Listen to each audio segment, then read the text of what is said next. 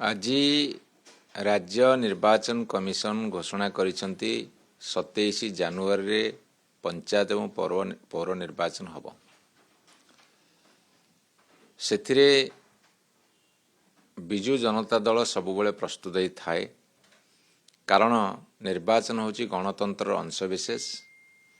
ଆଉ ଗଣତାନ୍ତ୍ରିକ ପଦ୍ଧତିରେ ଯେହେତୁ ଆମ ଦଳ କାମ କରୁଛି, ସଂଗଠନ କରୁଛି, ଲୋକଙ୍କ ସାଥିରେ ଅଛି, ତେଣୁ ଯେତେବେଳେ ନିର୍ବାଚନ ଆସିଲେ ବି ସମ୍ମୁଖୀନ ହେବାକୁ ଆମେ ପ୍ରସ୍ତୁତ ଅଛୁ।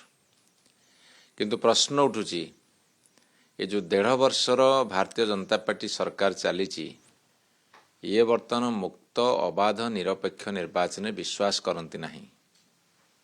ସରକାରୀ କଳ ହେଉ, ବାହୁବଳ ହେଉ, ଅର୍ଥବଳ ହେଉ, ତାର ପ୍ରୟୋଗକୁ ସେମାନେ କରୁଛନ୍ତି ଏବଂ ଜାଲିଆତି ମଧ୍ୟ କରୁଛନ୍ତି।